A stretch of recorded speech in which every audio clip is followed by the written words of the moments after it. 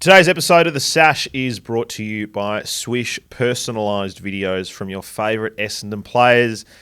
Mother's Day is just around the corner, faithful, so why not treat Mum to a special video from her favourite Essendon player? Ryan, who do you reckon Mum would get around? Historically, I reckon my ma would be pretty good with Mark McCurry, but I think she'll settle for a Matt Guelphy these days. She's she likes a bit of the eye candy, old ma. What about you, Joel?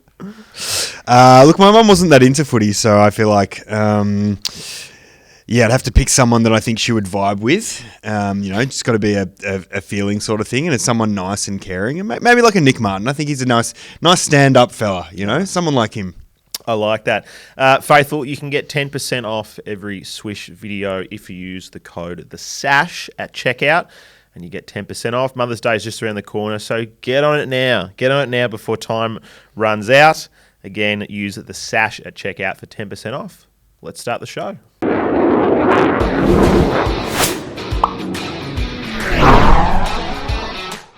A win is a win, but sometimes it feels like a loss.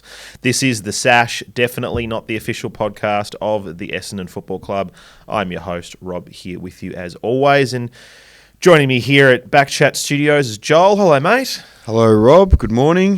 Happy Easter. Happy Easter. Happy Easter. What have you been up to? I had a family affair yesterday, which was fun. We were just out at one of Sash's auntie's house for the day, which was lovely.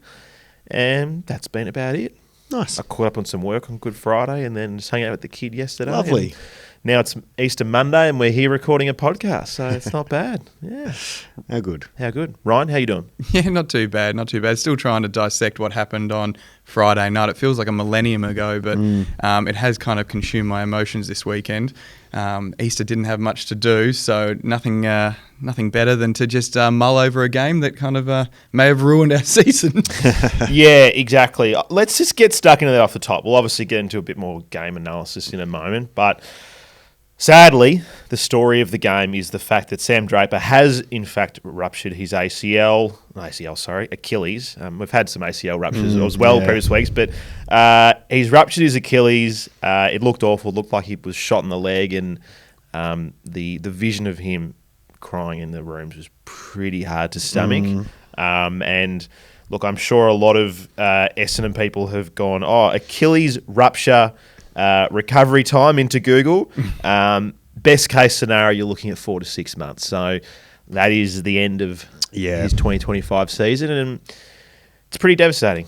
It's really sad. I would have had him in the goods as well, I think, up until that point. I think all season we've sort of really seen a noticeable shift in not only his fitness levels, which I think everyone's remarked on, but I think his fitness level has now allowed him to play smarter footy. I think he's setting up really well behind the ball. He's often in the back 50 taking marks, or obviously forward kicking goals at the moment. So he was just really building into a nice, consistent season, and it was kind of like, okay, here's the promise all starting to come together and string together. I think he'd, kick 7 goals now, which many would have hopefully kept kicking goals throughout the season. So it's a real shame. It was real heartbreaking. It made the last quarter really hard to enjoy and watch, to be fair. I just didn't know how to feel after the game. As soon as I saw him go down, it reminded me so much of Jared Roughhead from a few years ago. Yeah. There's that, he was in a ruck contest, and he said it at the time, he said it felt like someone had kicked him in the ankle, and just the fact that he just turned and he fell, and I knew immediately that this was not going to be good. And obviously there'd been a couple of question marks over whether he should have gone on the fourth. Medicos and Brad Scott had been talking at 3/4 time. I think around a calf was what Scott had said. So it just feels like he was doomed to be injured this game, and it really just.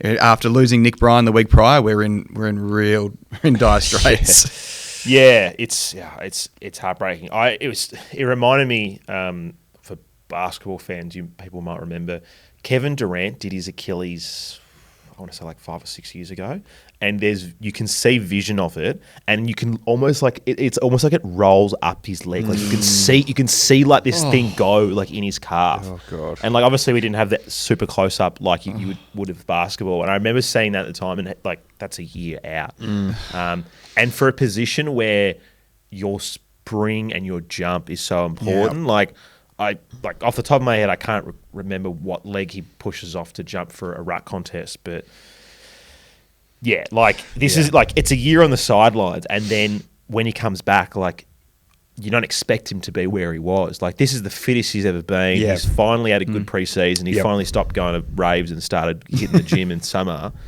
And not to mention as well, Nick Bryan will be in such a similar position when he comes back. Our 1 and 2 are suddenly sitting there, kind of recovering and returning at that same pace. It's going to be really challenging, not only just for this year, but for 26. Yeah, that's the hard thing. I think, you look at both of them, and even though they've been in the system for a while, and it feels like we've been talking about them for a while, they both haven't played that much footy. I think that was Draper's 77th game of footy, right? Which is less than Perko, and so you kind of look at them as these standing ruckman, and this is just another season that they don't get on-field experience and they don't get tandem experience. So it just kind of puts the development of our list back a season as well, because they'll be another year older, but they're not going to be another year more experience in terms of games. So yeah, it's a real shame.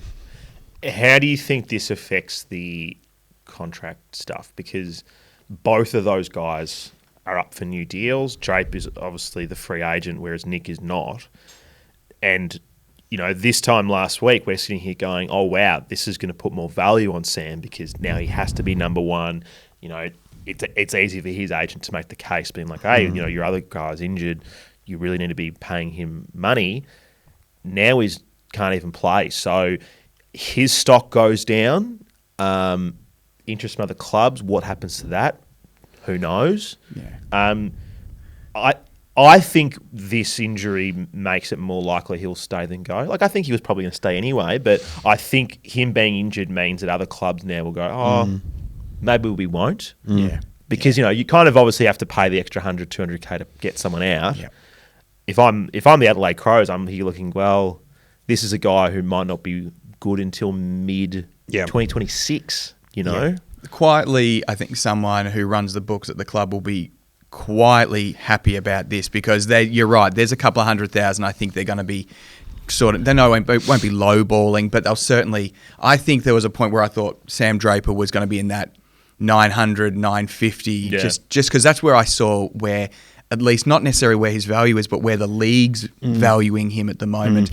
And as you said, if he had been able to go through the whole season, no Nick Bryan, and he was still excelling, then he is looking at those high numbers. But now, you're right. I think, every other club that might have had a sniff will be really hesitant, not only on Sam Draper, but on Nick Bryan too. So I think both of them will stay, and I think they'll probably stay for a little less, maybe potentially back-ended rather than front-ended. Possibly, yeah. I think both will probably stay now. I don't know what kind of club punts on a ruckman who's just been injured for a season. Like, I was thinking about, I'm like, what's the recent example? And I guess it's Bailey Smith. So Bailey Smith's obviously got injured, didn't play for his whole season, goes to Geelong, looks pretty good now. But it's a very different. It's a very different position. Yep. Was he an ACL as well? He was an ACL. Bailey Smith was an ACL. Yep. So, look, some clubs might be willing to take that risk, but yeah, I think Bryan is definitely going to stay, and I'd be pretty surprised if Draper went as well. Yeah, we look at Drapes. I'm just looking at his season tally of games over the last few years. Obviously, this year we've just started, but last year was 16 games. The year before was 14 games. He had 22 the year before that, but then 13 the year before that. So, you're now buying a ruckman who for the last 3 seasons has played 16 games or less. You'd be really cautious about making that investment because you have to give him a pretty good deal as well. I definitely think that weight's in our favour, but I agree. I don't know if he was going to go anyway. It kind of felt like he was maybe wanting to stay, but yeah, I think it was John Ralph. Yeah, John Ralph. Yeah, John Ralph sort of said he's looking to stay. Essendon hasn't tabled the offer yet, and I think that made sense. You kind of go, hey, let's see how the year pans out. Well, yeah. Because that's true business, as you said. Well, that's it. Like, imagine rare. Yeah, imagine we just put him on a 5-year. I mean, the most Essendon thing would have been if we just put a 5-year, 900K, 800K deal, and then now this happens. Now things are changing. Yeah. Well, that's a point that I hadn't really thought of. Is the years will probably be less now too. I think it's more inclined to they'll probably more inclined to go for maybe a 4-year contract when we have in the past done those 6-year contracts. Yeah. Yeah. Yeah, exactly. Well, look, where there is much sadness about someone's loss, someone else has to come and step in. And I guess it is a bit of a curse of this program that a week ago we were making jokes about one Todd Goldstein. But look, it is time for some old gold, everyone. It is Easter. So, look, I hope you've all cracked into your old gold. I've gone with the roast almond here. This is my personal favourite. Joel, what do you got there? Yeah, just original dark chocolate. Quite healthy, actually. Piece of chocolate a day keeps the doctor away. So, I'm very excited about this. You really can't go past a nice bit of dark chocolate and peppermint. It is as good as it's going to get. And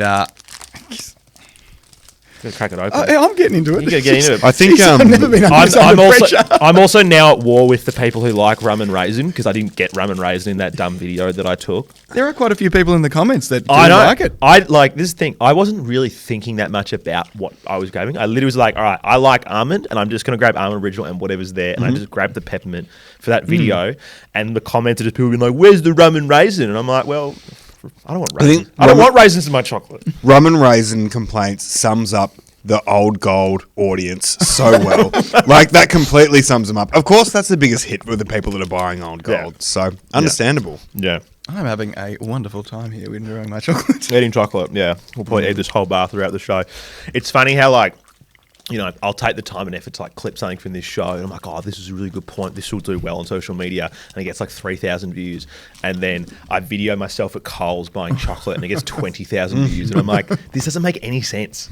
Like, I don't understand the algorithm. People just like to know what you're doing. Yeah, I know. They like following you. Yeah, they like knowing that I'm at Coles. Internet. You're the 2025 Paris Hilton. We just want to know what you're doing, mate. Just want to know what I'm up to. Just want to know what I'm up to. I reckon I'm a better DJ than Paris Hilton, though, just quietly.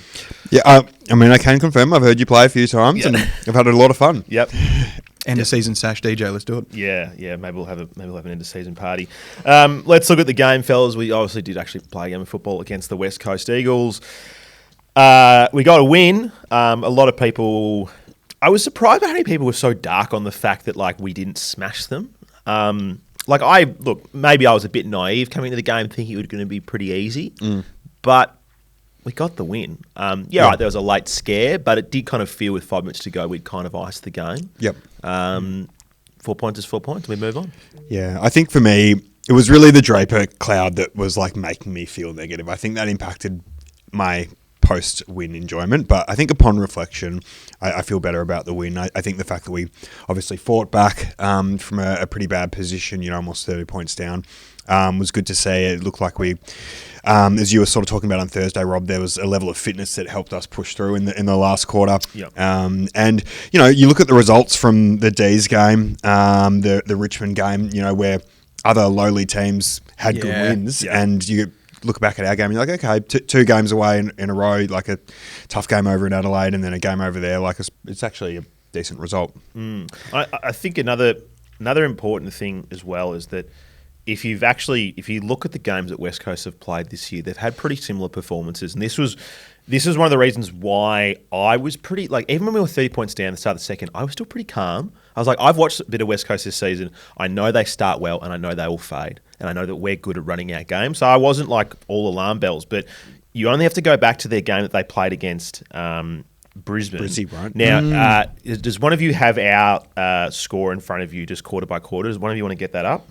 We'll just do a little comparison. Joel, you've got the phone. So, Joel, if you can just get that up, please. Forget about my chocolate. Yeah. Just focus on the old gold, please. Just hoeing into that peppermint. Joel, how you going, man? You got it in front of you? Okay, so can you tell me the quarter time scores? Goals and points as well. 5 goals straight to the Eagles, 30 points. Essendon 8, 1 goal, 2. Cool. Eagles 5 goals, 232. Brisbane 1 goal, 2-8. Yeah, wow. Halftime. Halftime, Eagles 7-3, 45. Yep. Us 4-3, 27. Yep. Eagles 8-3, 51. Lions 4-3, 27. Right. 3/4 time.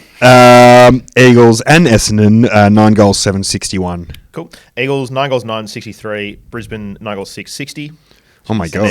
And then the final score. So, like, I think the only difference here in this was that we conceded the late goals that gave them the sniff, whereas Brisbane obviously were able to ice the game and win it by 19 points. I think for people who are in hysterics, going, "Oh my god, why didn't we smash them by 1,000 points? We're no fucking good." Like, this team isn't an easy team, and that was Brisbane's home game. We were playing in Perth. Yeah. Remember that as well. And also, if you go back and look at our last 5 games against West Coast, they're generally pretty close games. So, look, I would have loved to have smashed them, but the fact that we just got the win and we roll on, yes, injuries aside, points are in the bag. That's all we need. Well, we were just looking at the ladder. The frustrating thing about this is the percentage that Essendon always has. We always have such a terrible percentage every single year, and I think we're on, we're 3-2 now, where our percentage is 90. Carlton has lost an extra game than us. They've had 2 wins, and their percentage is 122. Yeah. How does that make sense? You just play North and smash them. Nothing more Essendon than that, is it? And I think it's kind of crazy considering that form earlier on in the year, particularly against Adelaide. It's striking to be 3-2 right now. We've beaten who we needed to beat, but it's quite. I think that's as good as the Ledger's going to get this year. But it's been really interesting, that we have gone from this place where we were absolutely thinking we're a bottom 4 side. Adelaide just crushed us. We're absolutely up the river. And now 3 weeks later, I can't believe we didn't beat West Coast by 600 points. Yeah, exactly. We are just such a bipolar fan base. It is just alien. Now, I will say, though, that first quarter was an absolute brothel. It was. That was, I'd rather have had a dodgy curry running up Smith Street than watch that first quarter again. It was just hard watching, and Waterman just looked like he was all over us. But to your point, Joel, it was great to see that we actually were able to get ourselves back in the game. Yeah, I guess it's just I just don't think that right now we have the firepower. I know that a lot of other factors click into you having a win like that, but, as much as I don't like saying it, Carlton do have a very potent forward line. They've got 2 of the best key forwards who, when they're on song, can just absolutely tear a game apart. And I just don't think we have that at the moment. And look, sometimes you just kind of need something to go your way. You need a team to make a bad call at selection, things that just not rock up and it happens, and then you can have one of those wins. But I don't know, it often just seems like for Essendon that, we'll play North Melbourne in a couple of weeks and they'll be right up for it. And it's going to be a very tight and narrow game. They'll be firing. Zerha will have his one good game of the season. Yeah, I'm actually really concerned about that game, to be honest. Let's go into some goods, fellas. Who wants to go first? Who's got a good for me? I'll start off with your mother's pick for Swift, which is Nick Martin. This is the classic. This is Nick Martin, could be an A-grader type of game for me. This is the one where he just goes, I'm going to just take control. I'm going to play like a machine. 26 touches, 4 tackles, 85% efficiency, and always slotting a nice little goal. This is the Nick Martin can go to the next level sort of game. And I just thought he was absolutely amazing. One of my favourite things he did on the night, I think it was maybe in the second quarter, he was coming out of the back line and he got mowed down. Yeah. There was no call. He got mowed down, and I'm just, obviously I had to leave the room for a minute so I could regather my emotions. But when I came back, the next passage of play, he's just mown down a West Coast player. So he was able to recover so quickly. It was really that epitomised his game, that he was really all there for the game. Every second effort he was there. Yeah, he did play a fantastic game. He always tells in Perth it's like a lock that he's going to play a good game every time he's in WA.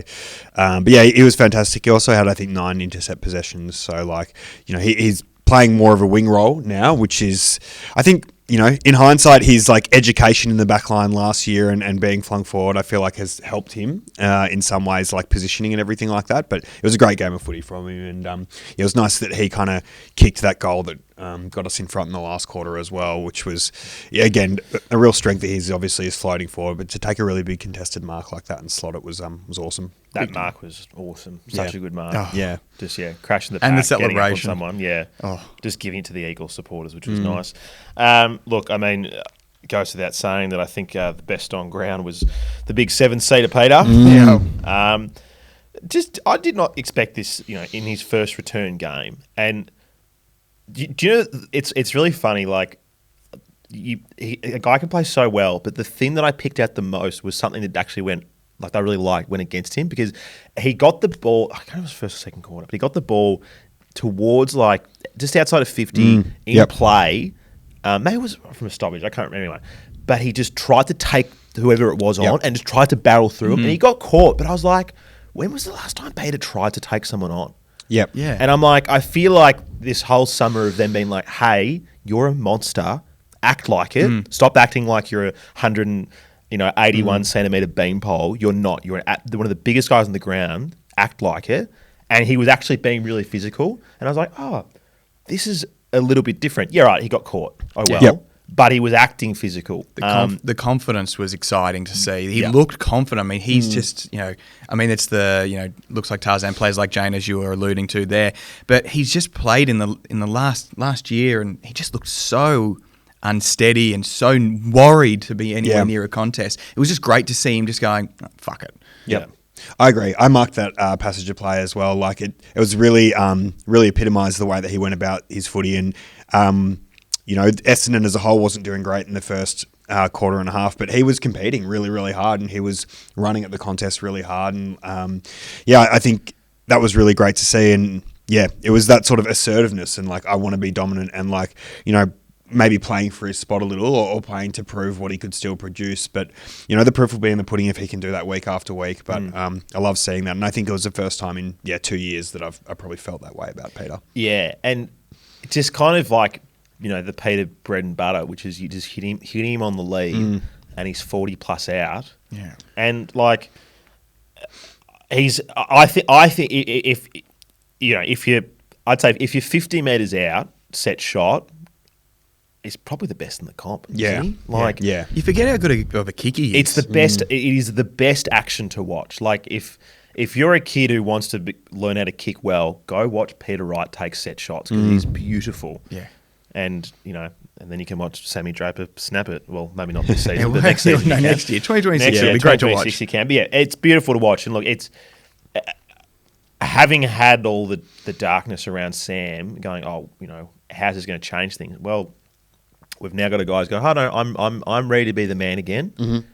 And even going back to conversations we've had in previous weeks about Nate Caddy, well, if Peter's the man, he's going to be drawing the attention. He's going to be drawing the extra player, which means that Nate, you'll get some more one-on-ones. You won't have to be fighting against two key backs every time because they're going to be going to Peter. Yeah, and look, I mean, there's talk of Langford getting up for Anzac Day. We'll see if that actually happens or not, But that forward line of Wright, Langford, and then Caddy being the third tall actually gives him so much more opportunity, as you've sort of said, and that's actually starting to get pretty exciting. So fingers crossed we can see that pretty soon, and they can all kind of hold form as well. There was also, I'm not sure if you guys saw the VFL was on Saturday night on Channel 7, but there was a really good photo of Peter in the rooms with Cale Guerin. Yeah. Must have been a half time. And I don't know, you're going to see by the way Peter's got his hands, he's clearly in the midst of explaining something to him. So that was really good to see. He was getting around. Yeah, quietly, Cale Guerin, he looks okay. I was there at Port Melbourne on Saturday night, just because he's got such a huge life. And he looked okay. He looked all right. But, it's great to see Peter Wright clearly taking on that role as a bit of a mentor for these young guys. So he seems like he's in a good headspace, which is exciting. Yeah. Yep. Good to see. Got anything good for me? Yes. I liked that there was a little bit of mongrel from some of the young guys. So there was two incidents in particular.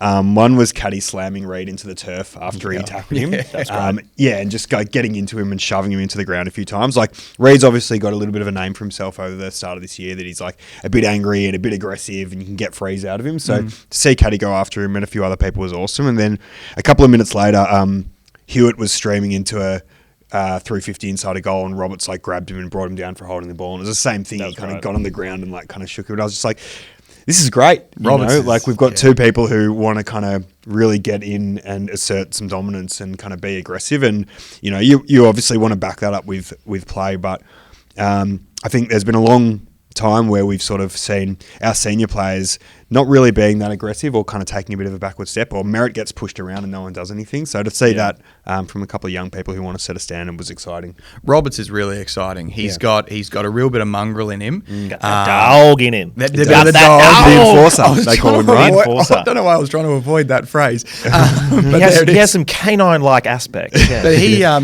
he just looks the part, and I think it's really exciting that these young guys, as you said, I also had kind of Ben Hobbs in that same with 6 tackles. he looks hungry, and he just won't let anyone get past him. I actually described his haircut as reminding me a bit of a Staffy because it is just short, it's just aggressive. But no, it's these young guys have really stepped up, and it's exciting, as you said. It's exciting to see them. They got a bit of fight in them, and they're not going to let things slide. So hopefully that leads into Anzac Day. Yeah, yeah. Hobbs. I agree with Hobbs. I had him down as well as another good. I think when we were really trying to get the game back on our terms, he was really important. He laid a couple of really big tackles. I think he had 19 pressure acts, which was just behind Kako on 23. Love that.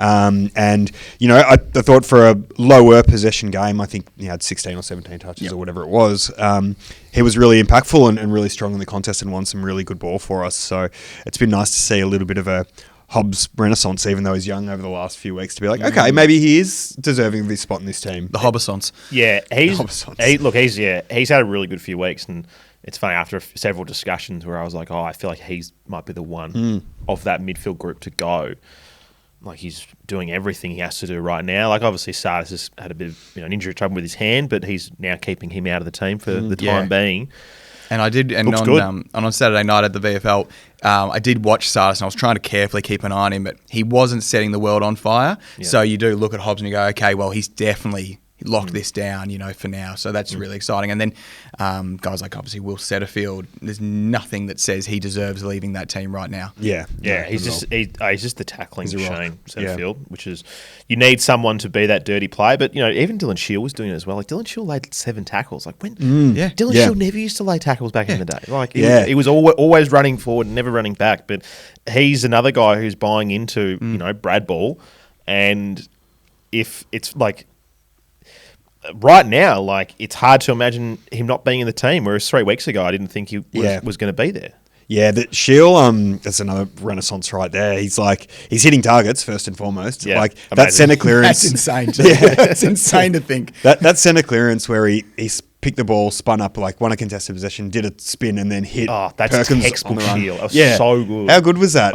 And it was like, so okay, odd. what's going on here? And then is he wearing a GWS jumper again? What's going on? And then I think the kick that he hit right for his 6th goal as well. So good. They were both fantastic inside awesome. 50 entries, and like, it makes you feel. I know we've given Shield a lot of shit for a while, but like, you feel really good seeing him play well, because you want him to play well, and it's nice to see him do that. Exactly. And he definitely is bought into the club. Everything about he wants to finish his career at Essendon. So, and I think from a standards point of view, he really brings a lot for those young guys, because no one's got a better rig than that guy. Yeah. And so he clearly prepares well, he eats well, so he's a really good symbol. So it's nice to see him in good form. Now, granted, I'll still say though, he still does some Shieldy shit. Oh yeah, for sure. That just makes you lose your mind. Like, I've always thought to myself that if Shield's got time and space, he's the cleanest dude on the field. But if he's slightly frazzled, it's just the worst reactions. He just bombs it, kicks it up in the air. I mean, that's just classic Essendon. But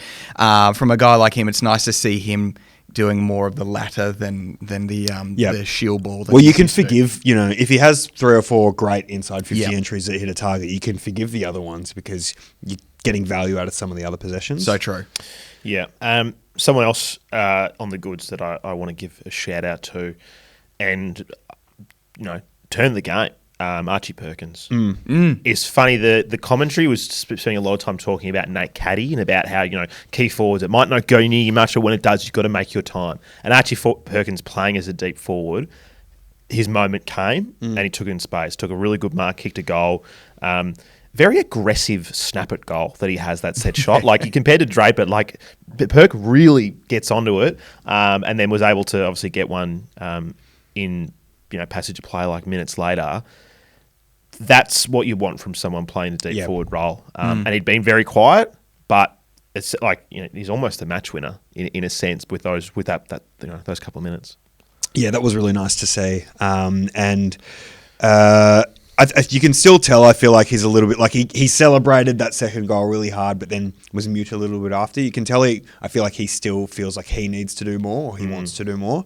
But he kicks a couple of goals every week and kind of builds from there. We'll be really happy. And I think he had a role on McGovern as well, who was really strong early, but maybe wasn't as impactful in the second half. So I think that was a great little cameo. But he was also he had 6 score involvements, so I think he was still a part of some of our key scoring plays. No, he had a really good game. Really good game. Why don't we do some votes and then we'll do some bads? One more. Sorry, Andy McGrath. Well, he's in the votes. We're going to talk about it. So. Okay, continue on. Yeah. No. Go. It makes sense that he's in the votes. We'll see where he finishes.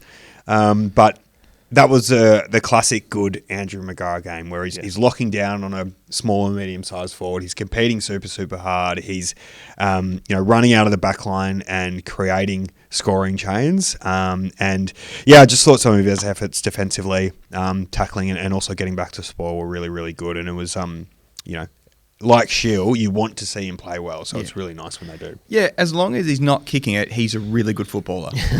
Like his spoiling was phenomenal. I think he kept pace, as you're saying. I just think, that was, as you said, that's a quintessential good Andy game. It kind of almost took me back to his debut against Hawthorn back in, I think, 2017. He was really blue collar with a lot of his work. He didn't try to bite off too much. He really was. He's really fitting in well. And again, these are the things we hope. Okay, this is a stepping stone towards getting up that next level rather than just a flash in the pan. Yeah, he was. I think he was easily the best defender that we had on the day, and probably the only one really providing much running carry. Like it seemed like Redmond, for whatever reason, that was not his role for the day, but McGrath was really the one to help us get those metres, help bring the ball back up into the forward line. Let's do... Oh, actually, no. Essendon Rebels meters game weren't too bad. Anyway, let's do some votes. Sash Fan Player of the Year, brought to you by Waxit Car Care. Find the best car care products at waxit.com.au. Use the link in the episode description for 10% off. Okay, Sash Fan Player of the Year award. With one vote, I was surprised that he actually got one vote, but the faithful managed to get him in there. Zach Merritt got one vote, which was interesting. I didn't have him in my 5. No. Did you guys fill in your votes for the week? It's just an automatic thing. He's always just in there. Yeah, I know. I feel like a lot of people must have got to number 1 and gone, Merritt, whatever. I'll just give Merritt a vote. Yeah. He never plays poorly. Yeah, I didn't have him in my 5, but he got 1 vote. 2 votes, Andrew McGrath. Yep. 3 votes, Dylan Shield. Yep. 4 votes, Nick Martin. Yes. And with 5 votes, the big 7-seater Peter Wright rounds it out. So pretty good order. Yeah. So thank you everyone who put those in. See, I would have probably put Archie Perkins at 1 or Setterfield. They were probably the 2 I would have had in there. I'm trying to remember who I put in my 5-2-1, but I definitely had Wright, Nick Martin, and McGrath in mine. Yep. I can't remember if I had Shield, but anyway, bads boys. Any bads from you? I'll kick it off as a general thing. I think our inside 50s are really ugly. So from 42 entries, we scored at just 26%. Yep. So that's something that really is just not going to cut it against the Collingwoods and the GWSs and any side worth their salt, So that's something that we've still got to clean up. I feel like it feels like it's a perennial issue with us. Yeah. But it definitely was something that really caught me on the night. It was just came in, it came out, came in, it came out. It's saying that definitely they got to get that sorted out. I feel like it's a work in progress, isn't it? Because it seems to be, at least I've felt like it's been getting better, and that we have been lowering the eyes more in recent weeks. Like, I think it was the Adelaide game, and it was like, okay, we have regressed significantly, but then, and we did still hit some targets. But you're right, like, it's we said the similar thing about Melbourne, like you look better when you're not playing a good team, but once you've got that extra level of pressure that a Collingwood or whoever is going to bring to us, it's probably going to dip a lot. So it is a concern moving forward, and that's also a concern with Wright being in the team that we've raised in the past. Is do we then become too Wright centric and just expect that he's going to mark it because he's so big? So we long and high. Got to make sure we're long and high to Peter Wright. We hope he gets the ball. Working on that. Yeah. Yeah. I guess there was obviously a lot of negativity around Ben Mackay for his performance, but of the 4 goals Jake Waterman kicked, only 2 of them were on Mackay. So there was one where he was just running back to goal and they kind of got it out. But there was one where it really irked me because obviously Archer Reid was there, and I think Zach was on him at the time, and Ben Mackay was on Williams. Is that his name? Was it Williams? What's the other guy's name? Bailey Williams, you said? No, Jack Williams. So Jack Williams. And then the match-up was we had Jackson Pryor and Waterman. Now, Pryor actually had an okay game, and I think he's getting better every single week. But Waterman just handled him so easily in the contest. And I was like, how have we got that as the matchup? Unless Ridley was off the ground, maybe, but suddenly the guy who's clearly their best forward, Pryor's on him. All right, Pryor will probably get monstered by Reid and Williams anyway. But it's like, how have we got to this scenario where that's the option?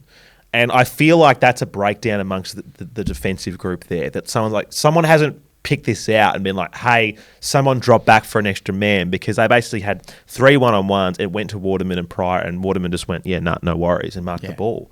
So that was something that really irked me. And obviously they sort of got better at that as the game went on and defence sort of settled. But there were times that we really struggled with their key forwards, and as much as it pains me to say it, I think Archer Reid was better than Zach on the day. Yeah, he played well. I know Zach had a nice moment in the ruck at the end of the game, helping us hold on to the win. Wasn't it? Watching him go into the ruck, it's like, oh no, do not do this. What did he tell Brad Scott? Brad Scott said he told him he had to go into the ruck, and Zach Reid said, I haven't rucked since I was 12. Yeah. It's like, don't do this. Yeah. He just got back. Yeah, exactly. And then I guess the other thing as well is probably just another sort of slow start. Much like with Hawthorn, Collingwood won't afford us a 30-point buffer and let us call it back. I just don't think they're the kind of team to do that. If they get that, I think they're just good enough to go, no, we'll hold you there, boys. Well, if anything, it'll get worse. Yes. And worse and worse. And with our forward line at the moment, I'd probably say one of the only other negatives I would have as well is, and it's not really a dig on these two guys in particular, it is just the nature of their age and their experience, but it was very evident on the day that Kako and Caddy did look a bit lost, and they did seem to struggle to find their way into the game. Had some moments though. Yeah, they had some moments, but I think that's when, now, obviously, with Peter Wright being a target, he's proven that he can kick bags.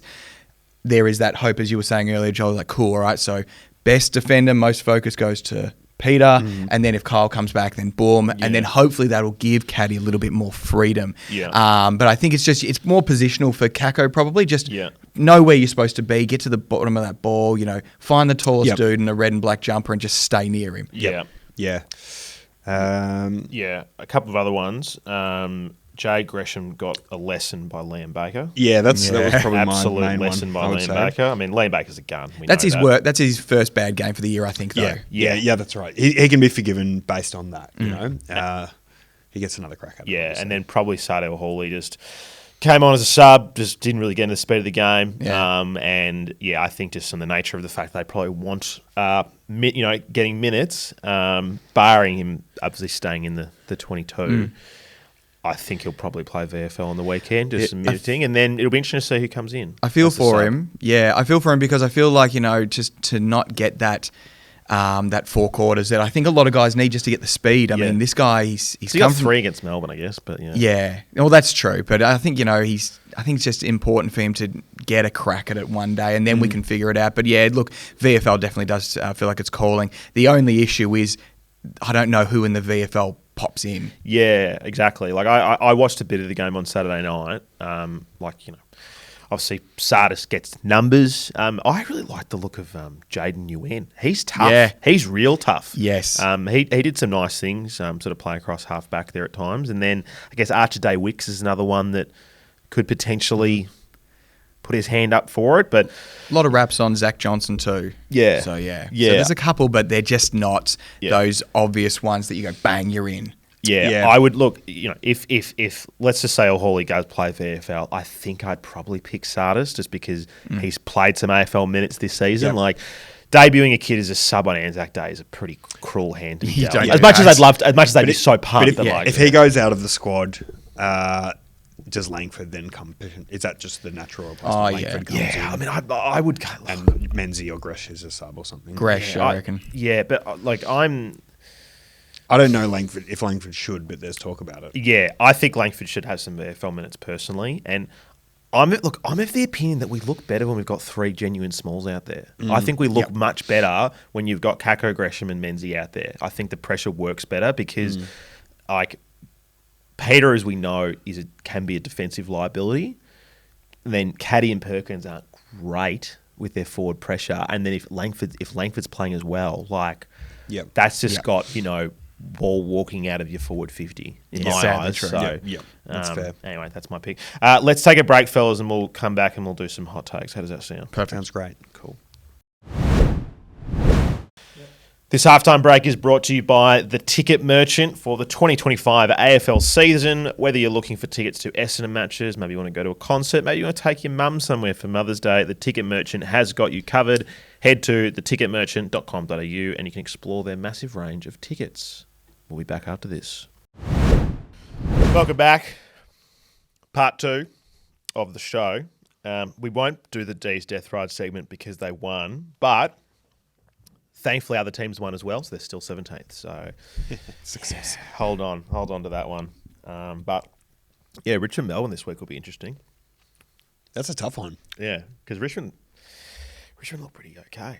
Yeah. That same Laylaw kid. Jesus. Yeah, we need someone like that. Yeah. Anyway. Go Tigers. Let's do some hot takes. Let's hope this isn't too loud. So let's play this off the top as I'm trying to get my intro ready to go. Great work, Rob. Thanks, Rob. It's that time of the week where we get some totally rational and well-adjusted opinions onto the pod. On the Sash, it's Hot Takes. Can you not hear it? Hot takes. You'll need to turn their headphones up there, Nick. Nick, our producer, needs to just do that.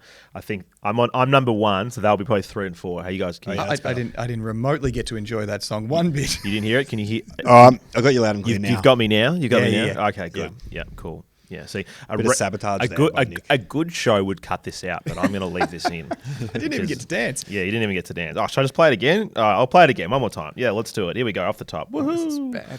Na, na, na, na, na, na. That time of the week There we go. where we get some There we go. totally rational and well-adjusted There we go. opinions onto the pod. On the Sash, it's Hot Takes. Leave it in. Hot takes. Dun, dun, dun, dun, dun, dun. Brought to you by Old Gold Chocolate, not a sponsor. Cadbury, give me some money. No, anyway. Let's get the speak pipe up. Thank you, everyone, for sending them through. We appreciate you all for participating. Of course, can't play them all. And if you don't like swear words, well, tune in next week because this is probably going to be F and C as the rest of the show. This is from Heartbroken. Thank you, Heartbroken. Right. So we may have won, but it didn't feel like a win. It felt more like a loss, to be honest. We lost Esma and we lost Draper. But if Draper played his last game for the club, I'm going to actually shred into tears. I love the man. I really do. He's a great bloke, great player. Yeah, but oh well, we get the 4 points, I guess. Go Dons. Was he clocking a gun Did halfway that through? sound Yeah, like that to you too? that little. I was like, "What's he about to do?" There's there? also All like right. these timestamps so we know what time of night these are sent because that sounded ominous. Yeah. Yeah, that was pretty late on, I reckon. This one is from Take My Leg, Sammy. I don't need it. All right, boys. Nick Bryan's out. Sam Draper's out. And Dylan Shield was running around like gat in that fourth quarter. Bloody Dons footy. That was shit. We may not score a single point next week. This Dons train that we're riding on right now, fucking hell. If we're not running out of fucking rail, geez Louise, we're fucked. There we go. Jesse's train got a mention. There's a lot of train chat today. A lot of train chat. Yeah, How are those t-shirts going? I haven't done any work on that. I've been too busy to put out Jesse's train t-shirt. Yeah, if we beat Collingwood on the weekend, maybe the train will be commissioned. This is the Will Snelling Fan Club. There's only one WA boy. That's the Prince of Perth. And that's fucking Nick Martin, mate. It's true. I love so many of them come through with like this muted. They're like, And that's fucking Nick Martin. it's like they're clearly doing it At home. Yeah, at home. Someone's in bed. Yeah. I'm really up and about, but I gotta be quiet because the Yeah. kids asleep. That's it. You told me you were going to stop calling that. Yeah, thing. their partner's like, why are you investing time into this shit? Shut up! What are you doing? I'm just going to re-record. I didn't quite get it right. Yeah. This is Big Vig Vicentini. I am a man who loves bold calls. My bold call, Vigo Vicentini, 2025 All-Australian. You heard it here first. You were at the VFL game on the weekend. Now, am I mistaken saying that he went off at some point? No, Just a bit of a knock. No, there's nothing that there was no issues there with him. He just didn't set the game on fire either, which was kind of sad. But he's a huge unit. Like it's always one of those things. They always look bigger at VFL level, but he is a unit and he has a sensational name. Yeah, so he does. So if we can get a chocolate that sounds like him, let's go for it. Yeah. Loves me some chocolate here on Easter Monday. This is from Peter. Thank you, Peter. Get the hummus out for the big 2-meter pitter. I like that one. That was Next good. week, Tatsiki, please. Yep. This is from Sam Draper's bodyguard. I mean, boys, can we just talk about that for 2 seconds? Like, I haven't been so disappointed about a win in a while. This team is going to be the death of me. Sammy Draper, I think that's the worst thing to ever come out of a game. What are we going to do? Big Spod Goldstein, big fucking old gold is coming back. Beauty.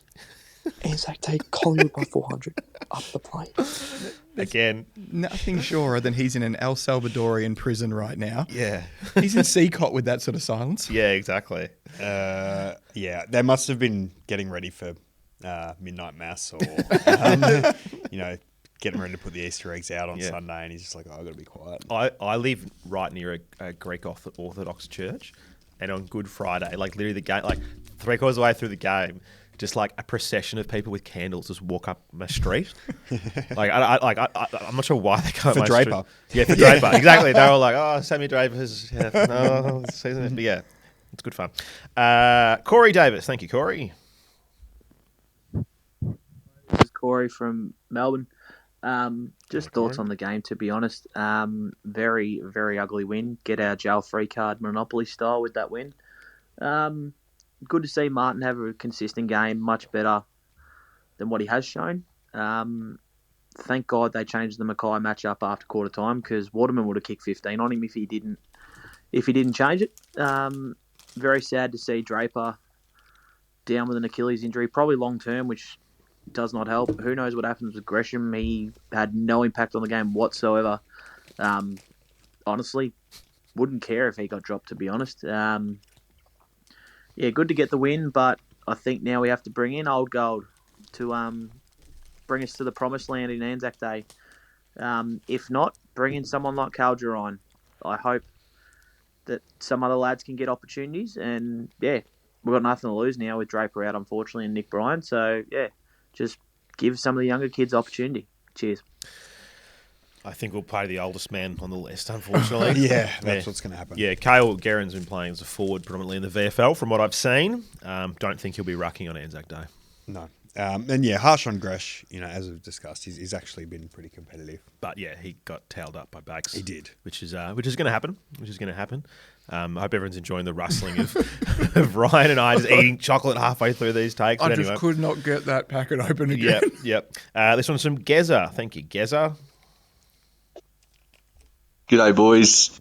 Geza here. First of all, thanks for sharing my story. I'm coming to you from Nepal.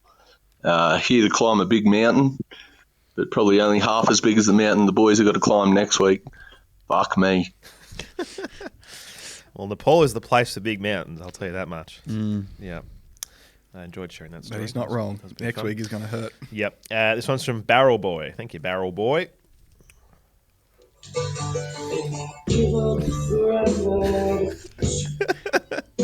Oi, sorry, I left a hot take before saying that we were shit, but we won, whatever.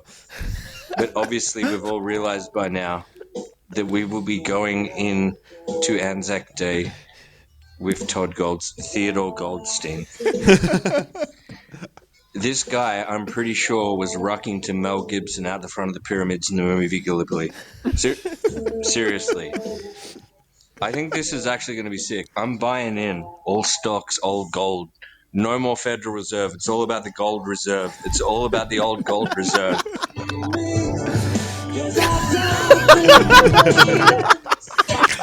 That was quite emotional. I felt that one. Oh, that was good. That was really good. Next one's from Sean. Thank you, Sean. G'day, boys. Sean from Perth. Just went to the game and it was a really conflicting feeling. Good to get the win, but really sad to see Draper go down. Just want to say, fuck Eagle supporters are the sookiest bunch of cunts that have ever lived. Fuck me.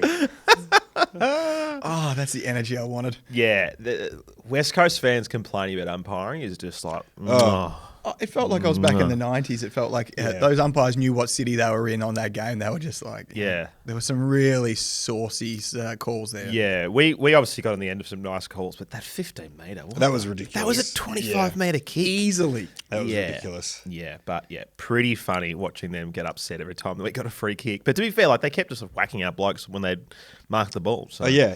That's it. I don't think they had anything to complain about. No. Next one's from Ethan. Thank you, Ethan.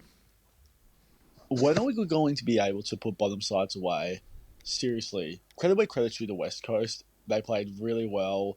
They obviously rose up a notch after the disaster class last week and probably deserved to win if it weren't for us getting the rub off the green and also for their small forwards. Definitely not Liam Ryan self-imploding, but Jesus Christ, when are we just going to finally put the foot on the accelerator and just take some bottom side to the cleaners? Because it's just getting just annoying now going every week where we might play, a bottom side, whether it be Richmond, West Coast, North, knowing the fact that it's going to be a scrappy game and we'll win maybe by 4 goals or maybe stressful like this because it's getting tiring, but nonetheless, up the plains. I'm not looking forward to Anzac Day next week. Please help us. Yeah, there's a lot of people who wish we smashed teams. This was but I think if there's a weekend to just win against a bottom 4 side, this was it. You've seen the Giants lose to Adelaide, and then obviously what Richmond did to the Suns. So I think as painful as it is, I think we should be really, really happy we got out of that one with a win. Yeah, and for sure. He does make a good point. I am very thankful that Liam Ryan forgot how to kick goals because he could have won them that game. I'll flying Ryan, but just lost his mojo and not sure what happened there. I don't know why he played on that one at the end, but we'll be shocking. Thankful for that. Johnny K, thank you, Johnny. Boys, I know Peter Wright copped a lot of flack last year, but if you look back on it, in the majority of his games he played, he kicked 2 or more goals. And given the way that we were kicking the ball inside 50, it's not a bad effort. I reckon it was harshly done. I know he didn't kick the ball much better into the 50, but look what a difference he makes. He simply must play, in my opinion.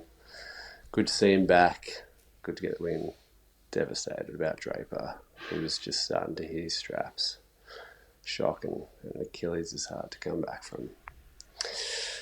Oh well, old gold. Thanks, lads. Go the Dons. Well, he's right. Peter Wright's not going to be going anywhere. They can do whatever he wants there is now. no one else. Yeah. This one's from Picard. Thank you, Picard. Morning, fellas. So, it's the morning after last night's game, and I woke up and my girlfriend said to me that she had the worst sleep.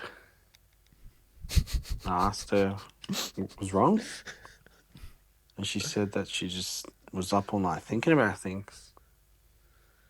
And I was like, don't say it, don't say it, don't say it, don't say it, don't say it. But I said it. I said, were you up all night thinking about what Essendon is going to do next week and for the rest of the season for Ruckman? And I put my foot in it. Because that's not what she was thinking about. But I was. What are we going to do, boys? Yeah, I think we need to get out the old gold. I think that's what we're going to be doing. Let's fly through this rest of them because we're running out of time. This is from Jackie. Thank you, Jackie. Fair to say that me supporting the Bombers, it gives me every single emotion that is humanly possible. I just go from excitement to disappointment to anxiety to anger. all of it. And last night was all of it, right? It was the epitome of every single emotion being available. But I tell you what, the worst part of it is Draper. Like, I felt kind of really flat waking up this morning. Like, it was not like he died, but like, it felt like, we're really, it's like he's gone or something, because he's just such a big part of our team, especially this year. He's just had such an impact. Far out. I don't know. Do we? I don't know. I almost feel like calling off Anzac Day. I'm just Collingwood are looking so good, and I mean, really, Todd Goldstein. Oh, Brad's trying to talk him up, but I'm just really doubtful. I think Jackie's on a freeway somewhere. All I want to tell Jackie is please don't walk in front of those cars. There was a few of them. Yeah, there was a few of them. Connor from WA. Thank you, Connor. Oh, it's loading. Stand by, everyone, as we wait Don't for the cut this. Yeah, stand by as we wait for the internet to work. I'm just going to quick refresh. Here we go. Just want to ask the boys, why the fuck would you want to trade 3 first rounders for a fucking sniper? It's a good point. More snipers. It's a good point. Yeah, I definitely bring them in. I'll tell you what. If we're going to be trading for a Reed from West Coast, I reckon we get Archer Reed. Yeah. To be honest, yeah, We'll Harley's in the bin. Package them up. Yeah, Harley's. We in the want bin. 3 Reeds on our list. Yeah, exactly. Yeah, that's fine. Some guy, there's an Instagram page that some guy's running, and it's a goal tally of all the people named Reed, and it's called the Sam Reed Award. It's so funny. I did see that. Yeah, it's so good. All right, I've got a couple more. We've got a few people who went to the games. I want to play these people. This is Isaac, West Coast bias. I'm not going to lie, I'm not too sure why the narrative for most Bombers supporters is why didn't we beat West Coast by 386 points, as opposed to what a great gutsy win by 2 points in the West when we were down by 5 goals. Granted, I would have loved to have beaten them by more and got the percentage up, but we're not really in a position right now to make that sort of claim and just assume that's what's going to happen. We're not good enough yet. And even saying that, there's context required for West Coast when they're playing at home. They're a much better side than they are on the road. I dug up the old AFL statistics. Last year at Optus Stadium, West Coast beat Sydney, beat Gold Coast, smashed Freo and Melbourne, only lost to us by 6, and late in the year only lost to Brisbane by 13 at home.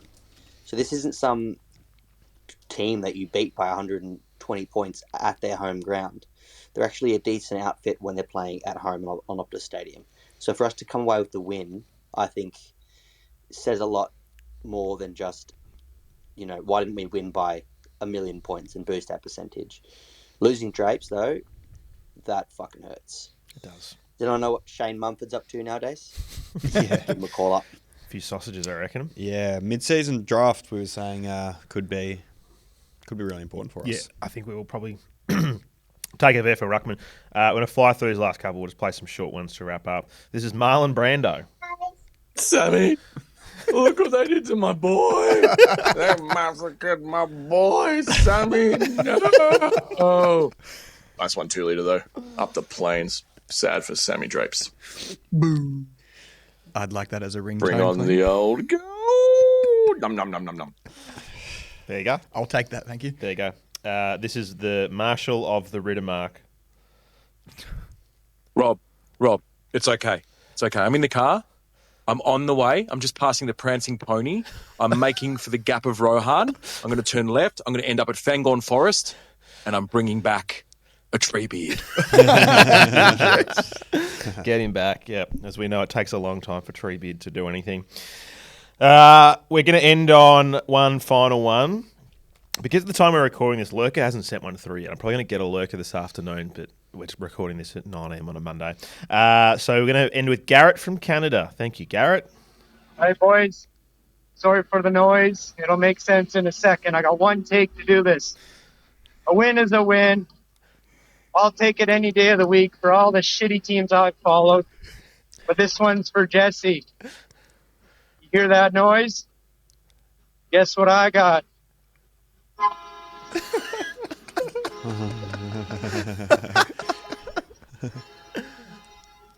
I got us a trade, baby. Here we come. By the time I make it from Canada to Oz, it'll be about September. Let's go, boys. Up the plains. Garrett bought a train. I just love this idea of him just like opening like the drive instead of some train, like, excuse me, this is podcast. All right, it's another country. Can you just blow your horn for me when I just give you the signal, please? It'd be great if we actually do make a granny one day and we get the Garrett from Canada and our mate from Scotland over. Rory, and everyone's here for the granny and that'd be fantastic. It'd be nice. It'd be nice. Fellas, we're going to wrap up. Can I get some final thoughts from you, Ryan? Probably it's not my thought. It's Joel's actually. It's probably the saddest W I've ever had. But on to a massacre on Anzac Day. Go Dons. Yeah, we're 3-2, so I'll take it. Yeah, we're Let's 3-2 go. exactly. Let's enjoy the wins while we have them. Going to be a tough month ahead, but everyone, I reckon you just pop down to your local supermarket and you bust open a packet of Old Gold and hopefully the Old Gold will deliver on Friday. I might message the club and say, can you take a photo of Todd with a packet of Old Gold, please? Not a sponsor. Thanks, everyone, for tuning in. We appreciate your support as always. There'll be an opposition preview with me and Nick from Pies Nation out tomorrow.